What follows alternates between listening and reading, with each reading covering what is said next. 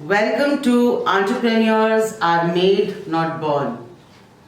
I am your host and Managing Director at Midas, Pooja Shah. I welcome each one of you for a very fun, interactive learning with our master, Professor Parag Shah, the Chief Mentor and Founder of Midas. Midas is a 7-year-old institute started in 2013 with a vision to create 10,000 entrepreneurs. We believe that we can create these entrepreneurs by experiential learning and incubating their ideas and making them come alive. I would like to introduce our chief mentor, Professor Parag Shah, who is living the dream today, and he has been one of the most inspiring people who has pushed each one of us to become who we want to be. I also want to let you know that he happens to be my father, first of all, and also a serial entrepreneur and author, but most importantly a teacher at heart. I'm very proud to say that he was also awarded the Business Acharya Award by the Entrepreneur Media.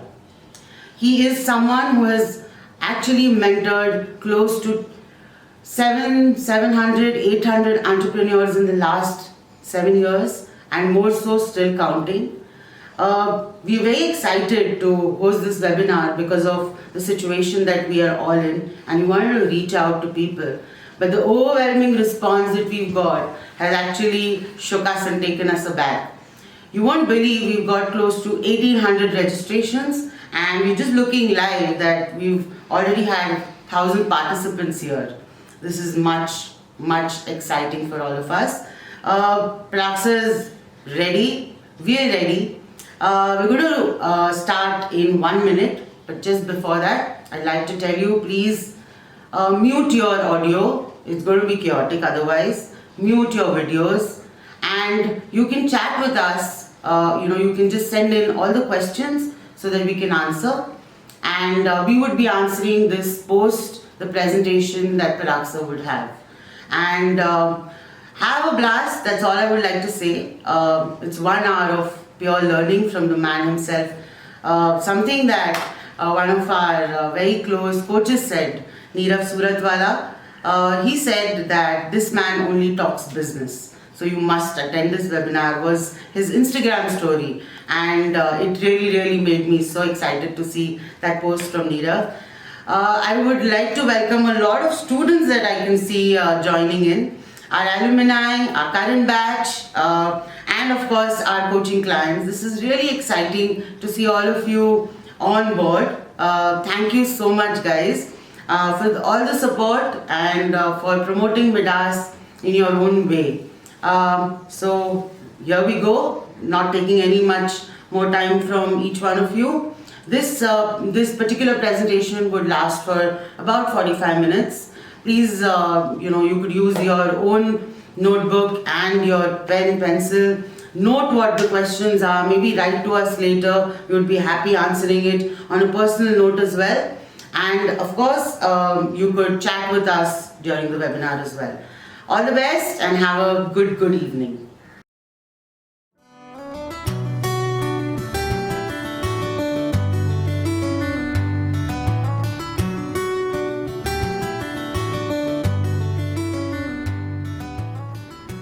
Good evening, everyone. My name is Parag Shah.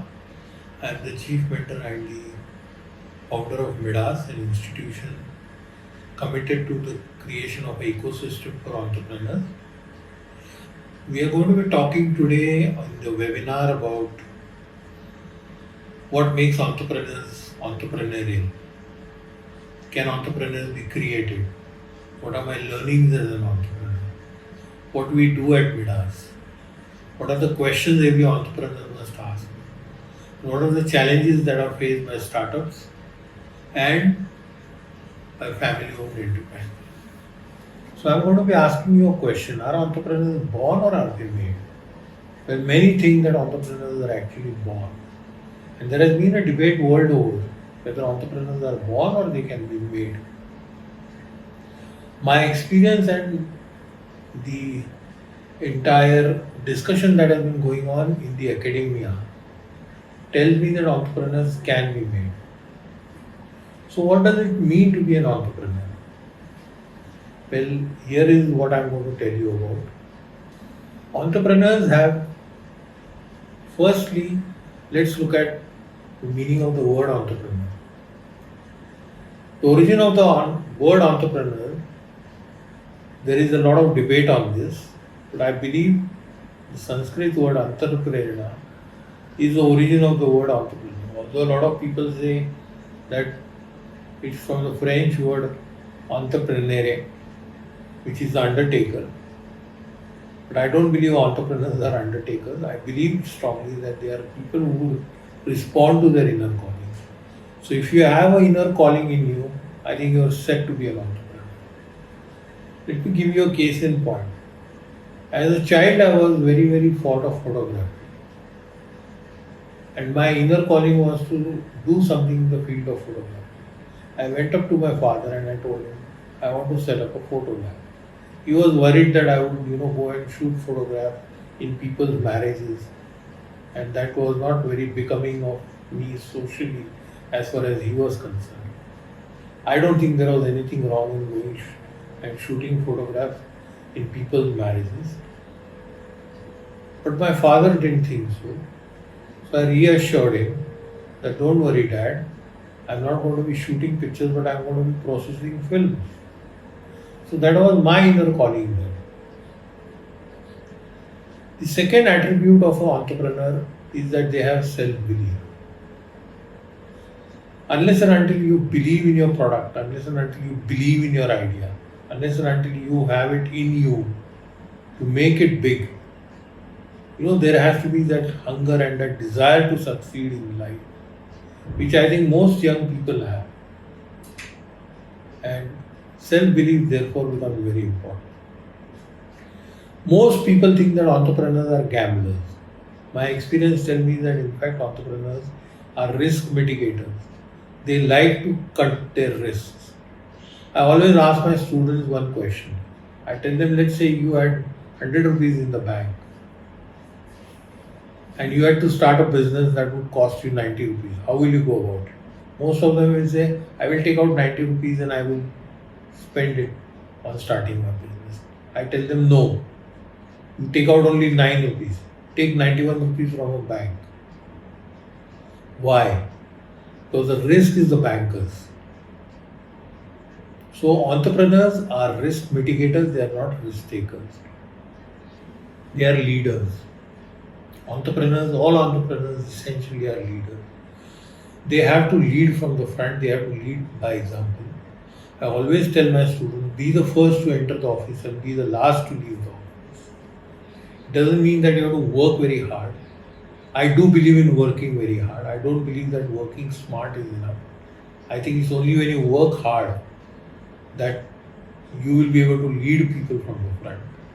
Every task in your organization, you must know better than anybody else.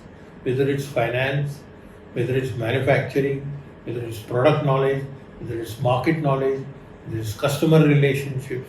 In every aspect, you have to lead from the front. You have to be the best at it that can be.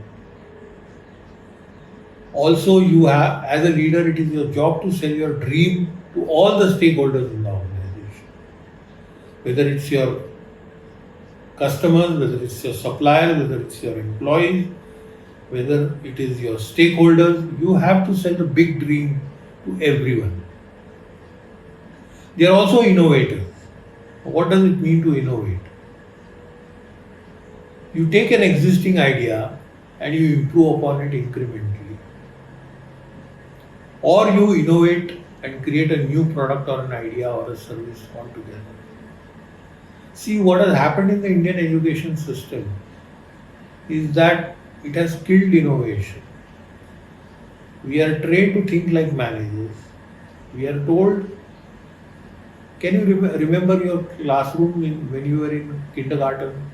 It was an open space where kids could come, start crying, lie down, sleep if they felt like. They could come and wear any dress and come. The minute you went to school, you had to wear a uniform, you had to stand in a queue, You had to sit in a line, you had examinations, you had fixed timing. So everything was preordained. As innovators, you must allow people to think freely. Entrepreneurs also have a moral compass. Let me give you an example. Two great leaders. There was Mahatma Gandhi and there was Adolf Hitler. Both were inspirational leaders. And mind you, Hitler at his best was considered a very inspirational leader by people of Germany. And if you have read his life, you will know that he came up from nothing, as did Gandhi. What was the difference between these two leaders?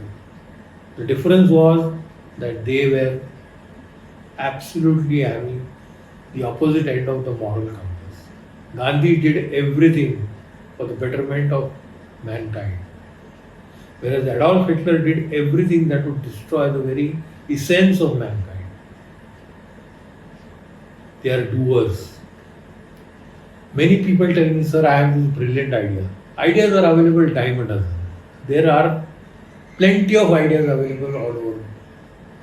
It's your capacity to do, take action that will make you a good entrepreneur. And finally, and most importantly, money can never be your primary motivator. Money can never be the reason why you want to start a business. It has to be something that you begin because you believe in your idea. Money becomes a byproduct. What makes entrepreneurs entrepreneurial? See, I'll give you an example. Let's say you have 3 jars. One jar had 50% white balls, 50% red balls. The next jar had many colored balls. And the third jar you could not see inside what is there. And if I were to ask you to draw maximum red ball, which jar would you pick? Most of the people will tell me that they will pick the first jar. But let me explain to you what is the meaning of these 3 jars. The first jar represents managerial way of thinking. Managers look for prediction. They want prediction. They want to be able to say, this is the top line I want to achieve, this is the bottom line I want to achieve, this is the market share I want, and they will work towards that. Nothing wrong with that. That's all right for a settled organization. The second jar represents bankers. Bankers will hedge their risks and they have a certain amount of money that they want to lend, that they have borrowed from their customers and they want to lend. So when they lend, they will not lend all their money to one company. They lend it to many companies. So many colored jars. And the third jar, which is opaque, is the entrepreneurial way of thinking. Because the entrepreneur will say, I will pick up maximum red balls from the other 2 jars. If the jar inside is empty, it doesn't matter. So, entrepreneur looks for control and not prediction. Entrepreneurs believe that they can shape the future. See, in India, unfortunately, we are very fatalistic. We believe in destiny. I believe that destiny is very fluid. I believe that it's your karma and your purushartha that will make the difference. Let me give you an example. Ramayana. Ram is called the Maryada Purushottam. He went by the rules of the book and he did everything that was expected of him. He was the ideal son, the ideal father, the ideal husband, the ideal king. And if you look at Mahabharata, Krishna is called the Amaryada Purushottam. That means he had no boundaries. He believed in creating his own boundaries. That is what an entrepreneur is. He is the Amaryada Purushottam. Very often people tell me that I want to start a business but I don't know where to start. Should you give up? No, you should not give up. There is this whole discussion that is happening in academia that says that entrepreneurs can be made. Dr. Saras Saraswati from the Darden Business School has come out with a theory of effectuation where she says that expert entrepreneurs, as she calls them, are those who look at managing their resources and not setting goals for themselves. Let me give you an example. When Steve Jobs began, Did he say that he wants to make it a $1 trillion company? No. He said that I'm going to make 10 computers today, 10 PCs today. Let me see how I'm going to sell them. So, the essential difference between an expert entrepreneur and a managerial person is this. Managers set goals and they get all the resources required to achieve those goals. Nothing wrong with that in a settled organization. But in a startup environment, it's important and it's pertinent for you to know that one must, under any circumstances, look at what he has, what he can do, and whom he knows, rather than look at what he should have, whom he should know, and what he should be able to do. The day you start looking at your limitations is the beginning of the end for you. You have to say, this is all I have, this is all I can do, and this is what I have, whom I know. And within those given resources, you must start a business. Let me give you an example. Let's say you wanted to start a fancy restaurant, a theme restaurant. This is an exercise I give all my students. Let's say you wanted to start a theme restaurant. You say, oh my God, where will I get the place from? The place will be too expensive. And I don't have the money for that. It's too risky, too much money involved. What if people don't come? And you know many restaurants get shut down in 6 months, 1 year's time. So there is a lot of risk involved in this. But what business are you in? You are in the business of delivering good quality food to your customers and giving them a good experience. So let's say you began with a kitchen at home, because that's what you know how to cook well, you know how to give good quality, nutritious food to your customers, and you want to give them a unique experience. So you would then start contacting people in corporate offices and you would start delivering meals to them. And then if the word will go around, you will not do branding, you will not do a whole lot of digital marketing, you will go personally to every corporate office and tell people that, hey, I have this meal, why don't you try it for a day and then see for yourself. So instead of spending too much money on branding, advertising and setting up the entire operations, getting a chef, you make a few signature dishes and you go and sell them to corporate offices. That's the way an effectual entrepreneur operates. That's what I call an expert entrepreneur. I'm going to talk about my learnings as an entrepreneur. The first learning I got was never forget your first customer, because he gave you trust, not money. This happened to me when I began my business in 1984. When I met a gentleman called Babu Bhai. Babu Bhai was the largest dealer of photo films in Pune. He used to send his films to Mumbai for processing to a lab called 1 Hour Photo and Photo Fast. I was a novice. I did not know anybody, nor did I have world-class technology that these companies had. I approached Babu Bhai and I told him, give me some work. He summarily dismissed me. He said, hey, hut. I was so angry. I wanted to punch him in the face and tell him that this is not the way you treat even your own dog. Why are you treating me so badly? Just because I am coming and asking you for work? I went back to my office and I reflected. And I said my victory lies in winning this customer, not in getting angry with him. So I went to him the next day and I told him, I have not come to ask you for work. I just want to have a cup of tea with you. I'll pay for the tea. He said, no, I'm doing well enough. No problem, I'll pay for the tea. So we shared a cut chai, which is less than 50 ml. It's just 2 sipfuls of tea. I did that for 15 days. On the 16th day, the man took pity on me and he gave me a few films. And he told me, "Tu bhi yaad rakhega, leke ja." I was very happy. I was excited. I went back and I processed the films. I made the prints. I carried them to Babu Bhai next morning. Bhavai looked at the prints and he threw them aside. He said, Kachra banaya. No, you're not done a good job. He said, go to the cashier, collect your money and leave. I had two choices, collect the money and leave or persuade him. I decided to persuade him. I told him, give me one more chance, give me a reference print, I'll make the prints as you want.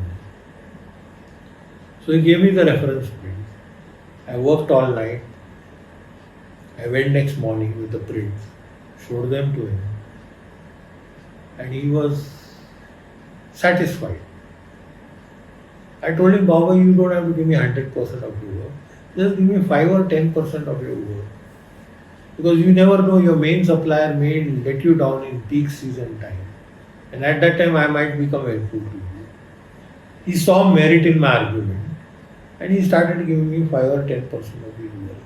It was enough for me to break even. So my focus was to break even at that point. And that is when Bahubhai became my most important customer. As time passed, my number of films that I used to process went up to 3,000 films a day. I used to do 90,000 prints a day. And I didn't need Bahubhai. He would come to me every Tuesday. I would go out to receive him. Everybody in the office used to say, you keep so busy. Why are you wasting time on this old man? I said, no, he was my first customer. I must offer him all the respect I can. We would have a cup of tea. He would settle his payment. One day he said he's getting old. He would like to retire now. I said, doesn't matter. You keep coming to me every Tuesday. So he would come every Tuesday. We would have a cup of tea and he would go back. And everybody used to have a good laugh. And this old man comes and wastes Parag sir's time. And I said, no, he's my customer. I must respect him. After a few months, Bahubhai came to me and he said, I will not be able to come from next Tuesday. I said, why, are you going out of station? He said, no. It's actually that I'm not feeling well. I'm suffering from liver cancer. So I said, doesn't matter, I'll come to your house to see you. So I would go to his house every Tuesday. This went on for about 3-4 months. After 4 months, one day he told me, Parag, can I keep my head in your lap? He put his head on my lap and he cried his heart out. And he said, you're a good man, you'll do well in life. Don't worry. I was frozen, I didn't know what to do. On Thursday next, I heard that Bahubhai had passed on. I went for his funeral, I was sad. I returned home, didn't go back to work. Next morning, his son turned up at my office. And I said, Raju bhai, what happened? He said, come inside, I want to talk to you. So I took him inside my cabin. And I asked him, what is it? He said, he opened his pouch and he pulled out a small brick of gold. He said, my father has left this for you in April. I said, but I can't take it. He said, but I can't keep it. So I called up P.N. Gadgil, who happened to be my friend, Raja Gadgil. I went to Raja Gadgil and I told him that, this is the brick. What is the value? He said, it's 2.5 lakhs. I said, I'll add another 2.5 lakhs. I created a trust of 5 lakhs. And even today I educate 10 children from that 5 lakhs. The lesson to be learnt is, never ever forget your first customer. He gave you trust, not money. The second learning I had was, build your own networks. I remember when my father died, just before his death, he called me in his room and he told me, Parag, don't trust anyone after I am dead. He was a very successful doctor, a very famous doctor. For his funeral, there were more than 150,000 people. And I was very touched that this man had worked so hard all his life. But on the third day, there was nobody coming to visit us. That's when I realized that your networks die with you. If you are going to rely on your father's network, don't do that. Create your own networks. The next learning I want to talk about myself is under promise and over deliver. Most often we are tempted to give our customers promises that we cannot fulfill. I distinctly remember a student of mine. She called me on the night before Diwali. She said she had huge orders for chocolates and she's not able to do anything about it. She can't deliver in time. She was crying. I said, no, don't cry. The best thing for you to do is call up your client, apologize to him, buy the products from the open market and deliver it to him. So never over promise and always under promise and over deliver. The next thing I want to talk to you is about ethics are an important investment in the business. See, you must create what I call an ethical grid. So, will you lie to your customer is the question you need to ask yourself. If the answer to that is yes, no problem. If the answer to that is no, no problem. If the answer to that is maybe under certain circumstances, then you must ask yourself, under what circumstances will I lie to the customer? So you must prepare a value matrix, which is very important. Ethics are a brilliant long-term investment. What can you give up in the short term to gain in the long run is a question you need to ask yourself constantly. And finally, I want to talk about my learning. It's all about fostering talent and nurturing team, and that attitudes are more important than skill sets. I realized this when I had hired one MTech from IIT. He was a brilliant man, but a poor team person. He had all the skill sets required of a good engineer. He did not have the attitude of a team player. So look at attitudes and not at skills. So these are the learnings I have. Now I'm going to talk about dynamics of running a family-owned business. What can you offer as a young entrepreneur to your family's business? You can bring in a culture of innovation in your business. It's very important for all the stakeholders to handle governance issues. Very often, the eldest one has to take over the mantle of the family, and he is not the most efficient one. So the most efficient person should be made the head of the business, although the head of the family can be somebody else. There has to be a difference between the two. There has to be establishment of effective communication. If you disagree with something, say it. But once a decision is taken, back it. Conflict management and complex family structures become very critical. And professionalizing the business is also equally important. So you must have the risk appetite of ownership, and you must have a professionally managed organization. So ownership and management have to be separated in a family-owned enterprise, and that's our endeavor at Midas. Can you train entrepreneurs?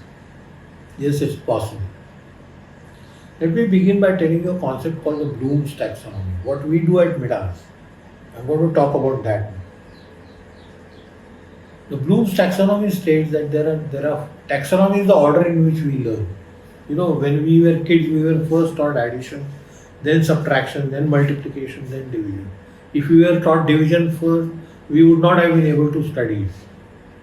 It's not possible to learn anything in any order you want. There is a certain order in which people have to learn. So the bottommost layer of the pyramid is rote learning formulas and definitions.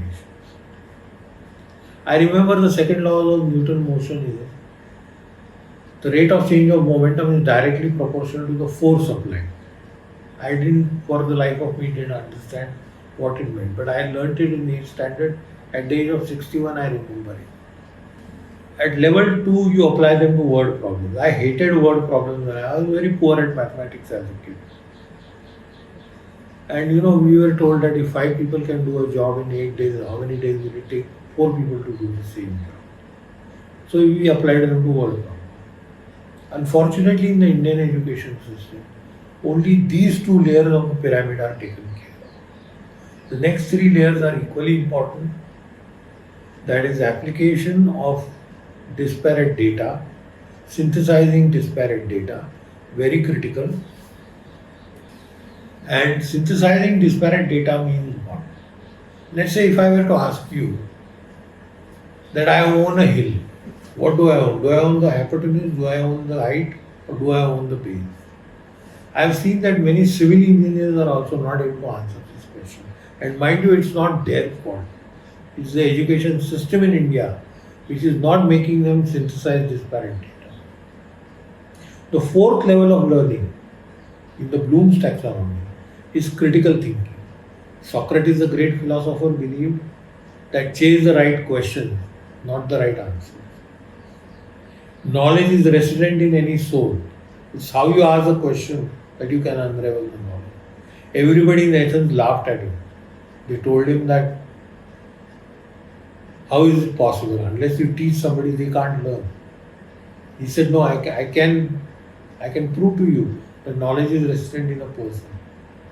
So he got a hold of an 11-year-old slave boy, was completely uneducated, had not studied numbers, did not know alphabet, did not know writing, reading, nothing. Unpad gawar. He picked up a stick and he drew a square on the sands of Athens. And he drew a diagonal across the square. And he started asking the boy questions. At the end of 45 minutes, ladies and gentlemen, the boy had solved the Pythagoras theorem. So his hypothesis was proved that the knowledge was resident in the boy. It's how he asked the question. Critical thinking is about raising the right questions. Our Indian education system focuses on chasing the right answers. We have traditionally been asked 5 plus 5 is equal to question mark. Answer is 1. If I were to flip the question and if I were to ask you question mark plus question mark is equal to 10, the answers are infinite. So our focus at Midas is to make you into critical thinkers. This is about divergent thinking. This is about raising the right questions. And the highest order of learning is creativity. At Midas, we focus on creative thinking, critical thinking, and your ability to synthesize disparate data. At Midas, we conduct a test called the Complete Test of Psychological Inventory. It looks at 19 different personality aspects, broadly broken down into 4 parameters: self-management, change management, people management, and work management. We make every aspirant go through this test and we figure out his personality style. There are 3 things I find very low in Indian students. One is that their rationality score is very low. Second is their self-confidence is very low and their trust is very low. Somehow they are not able to trust anyone around. So we work on these 3 aspects. We believe that we can change their confidence level. We can make them more rational, critical thinkers, and we believe that we can make them trust people more easily. So what do we do at Midas? There are 5 steps that every student goes. The journey is from student to founder, or the journey is from student becoming a part of the family-owned enterprise. Let me give you quickly what we go through. Phase 1 consists of idea generation, where you generate as many ideas as possible. You go through courses in critical thinking, in creative thinking, and mind you, these courses are very practical. They are not theory-based at all. We do what we call the OBA, the outbound activity, where we look at sunrise industries. Everyone has a guiding mentor, and the guiding mentor accompanies them to different industries, different places. And when they do that, they start looking at what we call the bugs. Bug is a problem that you identify, because we solve problems because behind every problem there is an opportunity. And one has to look at the opportunity that the problem is offering. So, for example, one student said that she has found no purse that a woman can design on her own. Everybody has different needs. Number of compartments you need are different. The material you need is different. The length of the shoulder is different. The clip is different. The color is different. Everyone needs their own bag. I said, what is the opportunity? She said, can I not create an opportunity for women to design their own bag? And I'm proud to tell you that she's today launched a company called Artistich. where she is able to offer to her customer bespoke bag. So at the end of 3 months, students generate something like 150 different ideas. Next level, they go through what we call transcend. So at transcend, what we do is we look at awareness, acceptance, and action. So you become aware of who you are, accept who you are, and then you take action on you leverage your strength. We also have a unique model, which is a quantitative model, which looks at what we call the EICQ, the Entrepreneur Industry Compatibility Quotient, which is a mathematical model which looks at the student's personality style and the industry he should enter into. And we recommend to him, and then the student accepts that. At level 3, they go through what we call the idea validation. Here we use the lean startup method. In the lean startup method, basically what you're doing is you're building what we call a minimum viable prototype. And you're contacting between 250 to 500 early adapters. And these early adapters will give you feedback, and you will keep on refining your product, and you'll build, measure, and learn from the customer, and you will launch your product. So finally, they launch a product, and we assure you that we make sure that the student does at least 10 commercial transactions before he leaves the campus. So the journey consists of 5 stages: idea generation, entrepreneurial equipment, idea validation, business incubation, and launch. Our capstone project or module, as we call it, is Transcend, which is cathartic for students. It changes the way they think. It is the very soul of Midas. I urge you to talk to our existing students and ask them about their experiences at Transcend, and they will tell you how it has changed them. We don't only work on the idea, we don't only work on your business acumen, but we work on you as the individual that you are. Our coaches meet every student for at least 1 hour every week. There is a lot of time investment we make, and we work on every individual. We check his personality, and we keep on giving him feedback. We have a 21-day challenge for them. We do a lot of things with them to make them into better human beings also. So for the family business enterprise that the student want to join, what we do is we conduct an analysis of all the stakeholders, create a roadmap for the student for the next 5 years. We work closely with the stakeholders of the family. We invite them and they stay over at the campus with us, and all the coaches work with them. And we identify a role for the student in the family business. A goal sheet is created, and the student has to report to their guiding mentor on a daily basis and come back to campus once a month. This is in the last 3 months that they have to do that. And then after that, they have to come back and present to all the coaches what they have achieved in that 1 month. We tweak, we build, measure, learn, we apply the lean startup method there also. And we make sure that the student is able to integrate with the family business, add a new energy, accept responsibility. I've seen parents literally weep when they see their son or daughter participating in their family business so seriously. Kids who have never known to be awake in the morning, have never got up in time, have never bothered to ask their father about their businesses, are actually able to sit down and do what we call the check-in, check-outs, conduct transcend within the family. So these are the changes we are able to bring about even in the family-owned enterprises. Let me tell you something that we also do at Midas, experiential learning. What do I mean by experiential learning? For example, I take a course in critical thinking and creative thinking. In the creative thinking, I make them do what is called the Shindogu. The Shindogu is the art of connecting two unconnected objects and creating a third product which is useful yet useless. For example, one student had created an umbrella with a broom on top of the umbrella. You could clean the ceiling without the dirt falling on your head.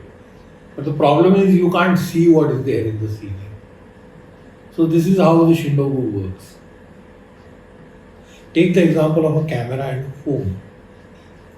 30 years back, could anybody have thought that a camera and a phone would be together?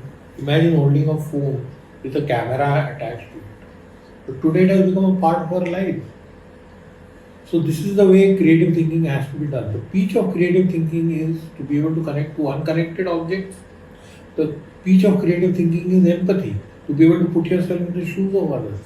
So one of the things we do at Midas is to invite students to work closely with all the employees in the campus. So we have 35 odd employees. There are the sweepers, there are the housekeeping staff, there is the kitchen staff, there is the drivers, whole lot of people. They have to work for 3 days with them, do the work they do, eat the food they eat, go to their family, make a film on their family history. They come back chastened, realizing that they are not really special, that they have been born into a family which is wealthy, but people have had to struggle a lot to be successful in their life, and they develop empathy. One of the core values of Midas is human dignity, and we are able to imbibe that into students. We consider ourselves thought doctors, and we believe in experiential learning. Let me give you another case in point. Last year, or every year, what I do is I give students 72 hours to plan a business, giving them capital of 500 rupees. And they have to multiply that 500 rupees in as much money as they can, as many ideas as they can. They are supposed to prepare a business plan, which consists of a marketing and a financial plan. They present it in class, and they are given 24 hours to multiply that 500 rupees after those 72 hours are completed. Now, what the students quickly realize is that their plans are not working. So their creative thinking takes over, and they become nimble and flexible. Last year, you will be surprised, we collected 48,000 rupees from 2,000 rupees in 24 hours. And we donated the entire amount to a cancer cause. So this is the power of learning that we offer at Midas. Let me give you some examples of the cases in which students have excelled in their business. Let me give you the case in point. One day a student walked up to me and said, "Sir, my mother is always stressed whenever there is a water cleaning to be done in the tank." I said, "Why is she stressed?" He said, "We have to drain out the water. People come, we don't know who they are. So security of the house becomes critical. Then they go inside the tank. Sometimes it's not healthy to be inside the tank. And then the water has to be filled up again. All the water gets wasted from the tank. So there's a whole lot of stress in the house." I said, "Do more research on this. You'll be surprised that there are 2 lakh water tanks in Pune, which are under one vendor. He cleans them for 2,000 rupees per tank. This boy has now, from this problem definition, has designed a robot that goes into the tank, cleans the walls and the floors, checks the turbidity of the water. Without draining the water, the robot comes out and bingo, you are able to solve this problem." Or we have one student called Chetan GSS, who passed out last year. He is very fond of pets, and he wanted to create special treats for pets. And this boy is now launched a product called Furpy.com, on which he sells special treats for dogs only. He converted his passion into an idea, which he is now running successfully as a business. Let me give you a case in point of family-owned enterprise. In family-owned enterprises, we have had several students. One of them was a boy called Sagar Shah. who was able to expand his family business into newer territories. From Maharashtra, he went to Telangana and brought in a business of 1.5 crores in 3 months' time, which was phenomenal for his family. We also have the Midas Bazaar towards the end of their course, where all students set up a stall and display their idea or their family businesses. And you'll be happy to know that last year we had 400 visitors who saw 28 different ideas and they did a sale of approximately 10 lakh rupees. Students feel so confident when they walk out of this campus. And this is the joy I get. I'm not doing this for money. I'm extremely passionate about education and therefore I do this. If you have any questions, I'm happy to answer them. Stay blessed. Take care of yourself in this COVID and trying times. And like I always tell my students, use the lemonade principle in effectuation, which states that when lemon gets thrown at you, you squeeze it into lime juice and give it back to the customer. So ask yourself this question: how are you going to turn this challenging time into an opportunity? We will talk about converting challenging time into opportunities in my next webinar. So to wrap it up, the student to founder in 11 months consists of practical, not conceptual. Remember, this is a practical course, it's not a conceptual course. We have coaches, we don't have faculty, we don't have teachers, we have coaches who coach you. We give you education, we don't give you qualification only. We are job creators, we don't create job seekers. And we create businesses and not degrees. Alright? Thank you very much, and it was an honor and a pleasure to talk to all of you. If you have any question, please feel free. I am available live right now. Thank you. God bless.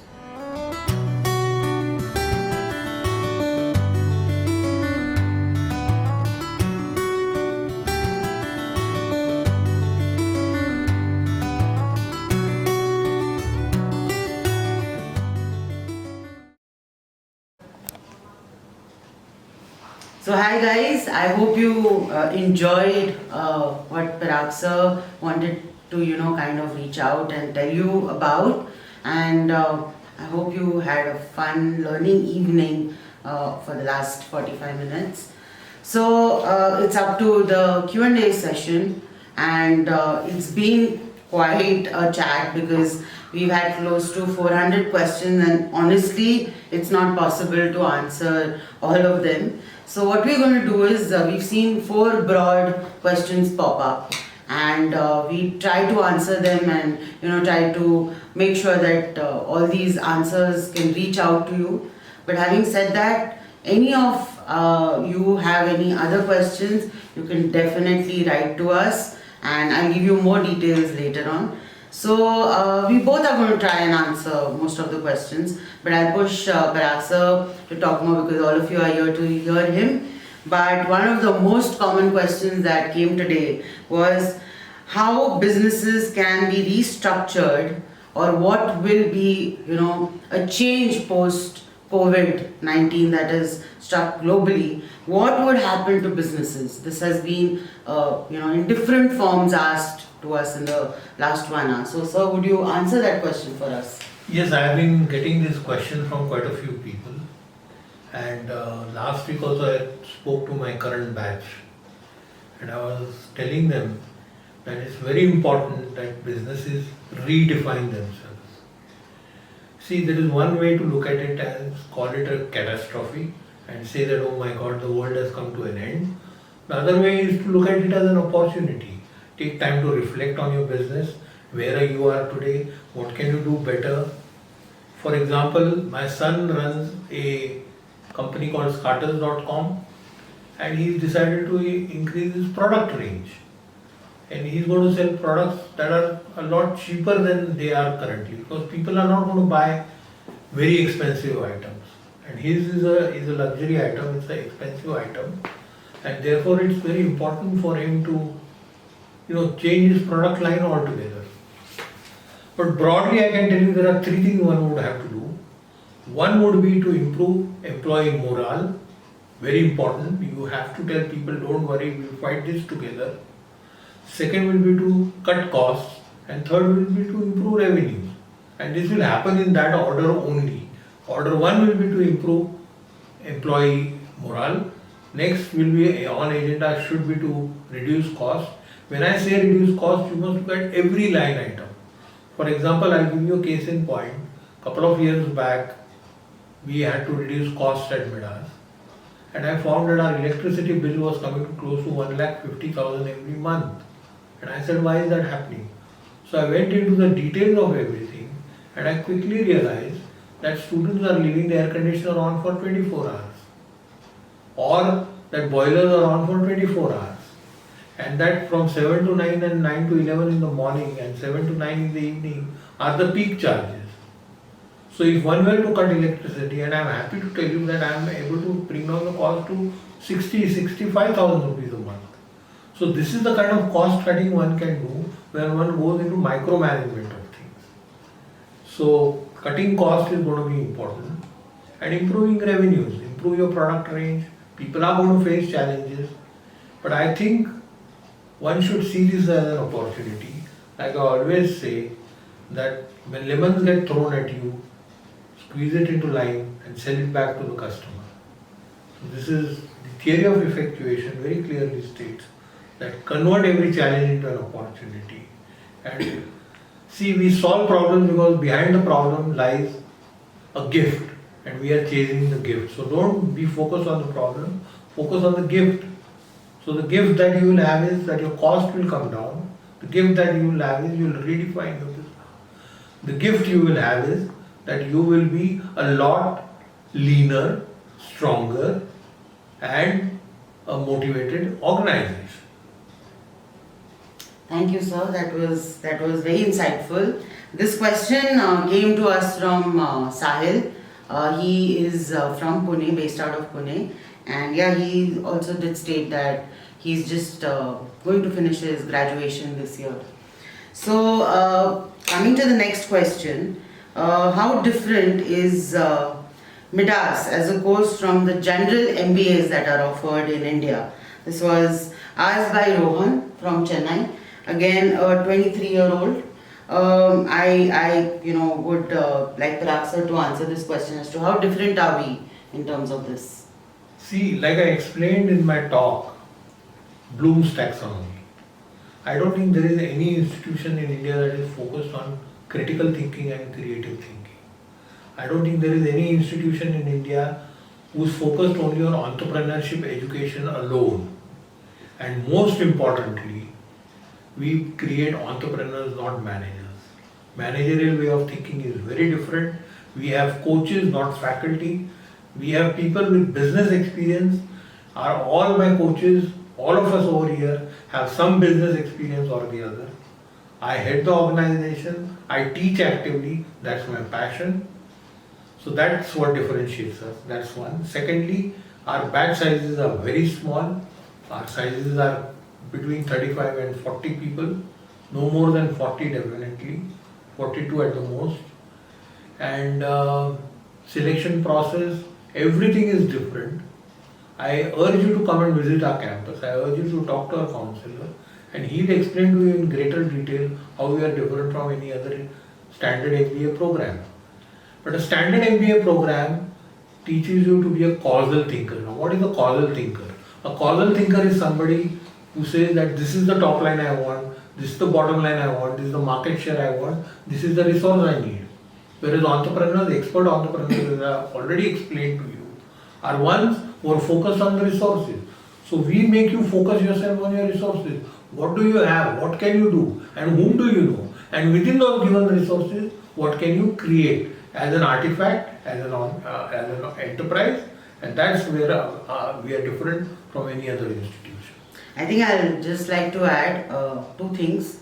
One, I have come from a privileged family. My father, sent me to the University of Nottingham to do my masters in entrepreneurship. Believe me, it was beautiful. I had an amazing exposure there. But in totality, what I learned there is not applicable in India. So, we run a Jugadu system in our country, and we need to be like that, right? So, in all honesty, the learning of being an entrepreneur has come from experiential learning, and from actually doing business in India is what I probably think has been my biggest learning. That I got this platform from my father, and I learned so much by doing. Learning by doing is what India really stands for, and I think that's what Midas is all about. It's an experiential learning course. Two, I would love to mention that we are a residential campus.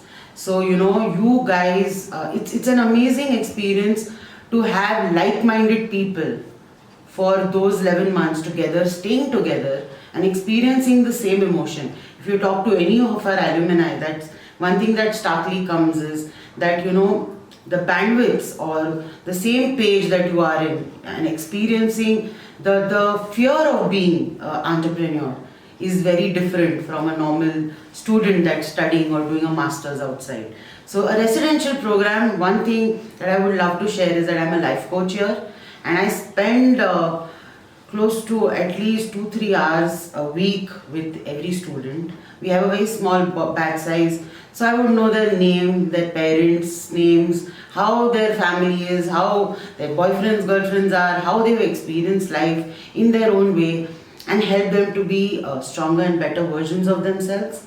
I conduct Transcend, as Praksam mentioned. We work on the soul of the entrepreneur. I think no institute in the world really, works on the person. Doesn't actually invest time on the person.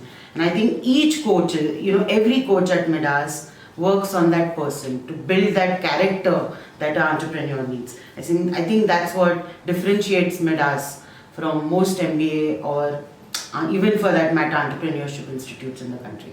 So I guess I answered that in my way as well. So thank you, Rohan, for asking us that question. So the next question, I would like Praksar to answer. This question is from Shraddha. She is a 19-year-old girl, and she's from Raipur.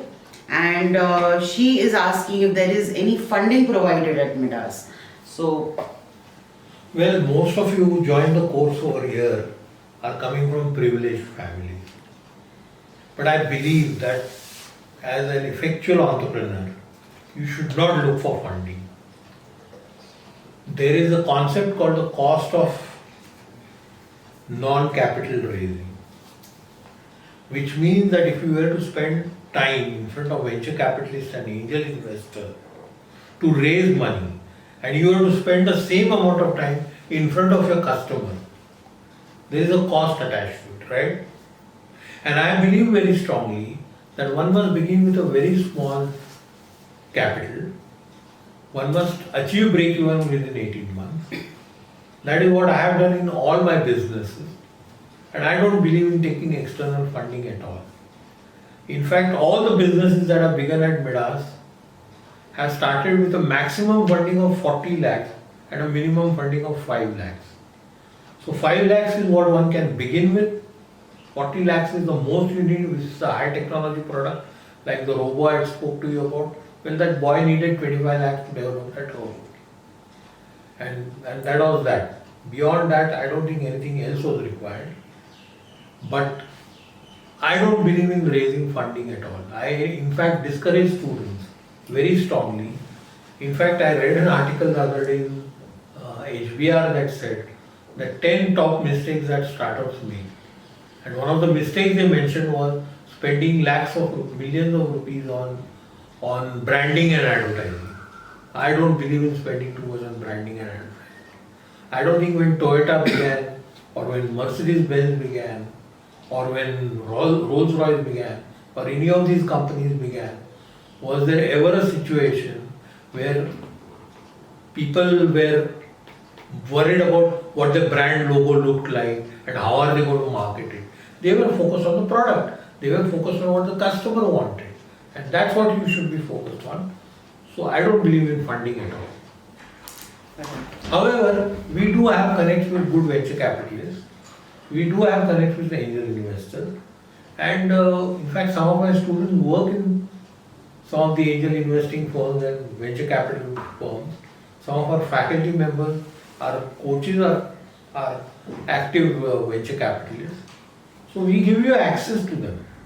But I don't believe one should go for funding, honestly. Shraddha, I hope I have answered your question. Great. Thank you, sir. And I think we've taken close to 15-20 minutes answering, so we're just going to pick up one more question. So the last question is, how do we select candidates for our program? And this question was from Tanya from Mumbai. So Raksa, would you like to answer this question? See, traditionally I have always believed that it should be a process of selection and not elimination. Most institutions in India are focused on eliminating students. That means you get 5,000 applications, you feel very happy and you're going to take only 25 students. So you're going to reject the 4,775 students. That's not right. I think it's important that one must select students on the basis of their attitudes. So we look at attitudes, not your skill sets. We don't look at your mathematical skills. We don't look at your engineering skills. What we look at is, do you have the attitude to learn? Do you have intellectual curiosity?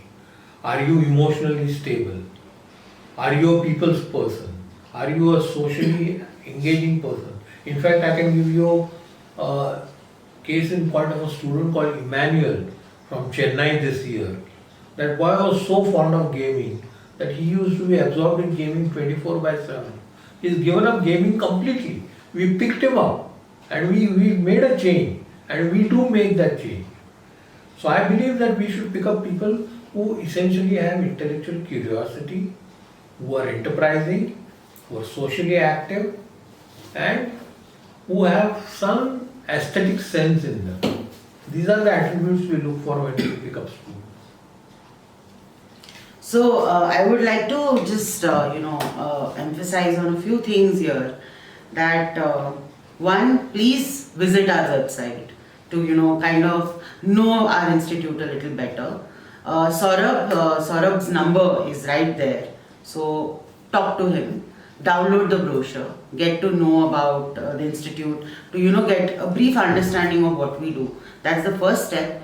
We also share a CTPIR test post that, and once you take the test, which is free, you do not have to pay for that test. Once it comes to us, we actually make a call to all of you, to the student who has applied for the course, and we kind of do that free reading for you so that you understand where you are in terms of your personality. If your personality is matching an entrepreneur, we call you for a personal interview on campus with also your parents so that they get to know what we do. We have a personal interaction with your parents as well. So, the whole idea is to get the right fit, to get the right person with the right attitude to join the course. It's not about you, being a brilliant student. In fact, I feel that in the past so many years, you can again talk to our alumni. It's never been the toppers. It's always been the people who have rebelled against the education system, who have not been comfortable, who want to experience learning by doing. Those are the type of students who have generically joined Midas. In fact, can I add something? Steve Jobs had said that A grader will be hired by the B graders and the C graders will own the B graders. And this is a fact of life. Very true. Most entrepreneurs are not people with great educational background. Entrepreneurs are those who have that fire in their belly. So welcome to Midas. So this is it, guys. So before I wind up, there are two things that I would not want to forget. One, what a brilliant presentation or the talk that I heard from my father.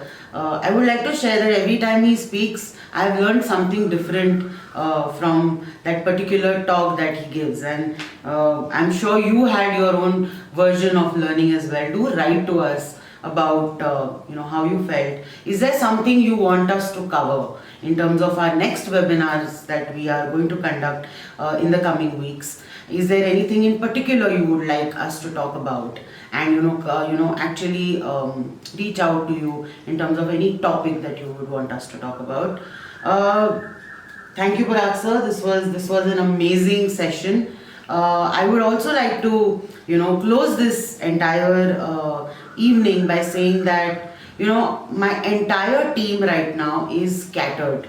They are in at their own houses, in their own homes. You have no idea how we have put this together. And I would like to close by saying a big thank you to the entire team Midas, because it's honestly not easy putting together this entire thing of promoting a workshop and having this kind of outcome of 1800 people actually registering for a workshop. It's not easy. In 3 days, this is what my team has come up with, and I'm totally so proud. I would like to a very big thank you to Chirag, who is our head of program, and all he keeps saying is, Pooja, just give me students. I'm going to create them into the best entrepreneurs that India has ever seen. And Chirag, what a brilliant outcome that you've pushed each one of us to come out and give our best as well. So thank you very much, Team Midas, and thank you very much, participants, for hearing us out, for learning so much. And I hope that you attend all our webinars in the coming weeks. And thank you and good evening. Stay safe. Stay home.